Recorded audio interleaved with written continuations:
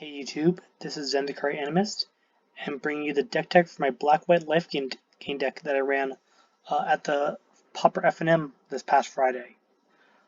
So the point of the deck is to abuse Epicure of Blood and Marauding Blight-Priest, which both say whenever you gain life, each opponent loses one life. With a bunch of life gain triggers, this can really stack up and get out of hand really quickly, especially if you have two of them on the field. That's why I run all 4 copies of each of them.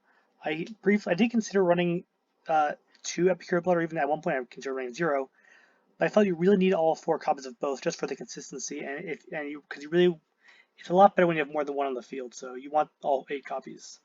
For my life gain triggers, I run 4 Soul Warden. This card gains a ton of life and triggers a lot because it also triggers when your opponent's stuff enters the battlefield. So if you have like a Blight-Priest, Epicure of Blood, and a Soul Warden, whenever your opponent plays a creature, they will lose 2 life, 1 for each of these guys. Other life gain, I run Kor Celebrant. He's nice because he's a 1/4 body, which it can block pretty well because you want to get to the late game when you have a lot of stuff to trigger a life gain. He also triggers on himself entering the battlefield.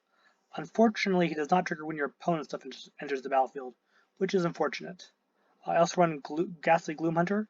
I have no problems playing this on turn 2 in this deck, because if you can say follow it up with a turn 3 Blight-Priest, he'll effectively be attacking for 2 in the air.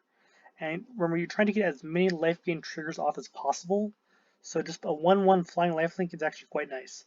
But he does have the ability where you can kick him late game to be a 3/3 lifelinker, which can really turn the tide. Also running Vampire Neonate, who can tap to drain life. So if you have him on, and once again, 2 of these guys on the field, he's 2 mana every turn to deal 3 damage and gain life, and that's a really fast clock. He's also an 0/3, so early game he can block pretty well. I'm also running Foreboding Fruit for draw power, because this is a fairly slow deck, and having draw power is always good. And if you cast it with Adamant, you can get a food token which can gain life and trigger your Blight-Priest and your Epicure of Blood. For removal, I run 4 Murder and 4 Sorin's Thirst. Murder could probably be something else, like Obnixious Cruelty, but I figured that because Gearseeker Serpent has 6 toughness, I felt Murder would probably be better. I haven't run into any decks with Gearseeker Serpent yet though, so maybe Obnixious Cruelty would be better. I don't know. And I'm also running 4 Sorin's Thirst because it deals 2 damage and gains me 2 life. Moment of Craving is probably better, but I don't have the wild cards for and I don't have Moment of Craving nor the wild cards for it, so I'm running Sorin's Thirst instead. For land, I'm running 6 planes. You only have 2 white cards in the deck, so you really don't need that many planes. In fact, I might even be able to go down to 4, but you do want to get these guys down, so I'm running 6 for now, along with the 4 Scoured Barrens. Scoured Barrens is nice because it also gains you life. So late game, if you draw it, you can just play it and drain your opponent some more.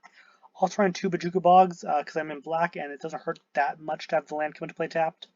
There are situations when it's unfortunate to have tap land, but it's proven it's worth enough times that I'm going to keep running it. And 12 Swamps. Now, as I said in my Zendikar video, the FNM was best of 1, but so I didn't need a sideboard, but I do have a sideboard, which I'm going to go over right now. Sorry about the text just now. 4 Duress, 4 Mind Drain against control decks.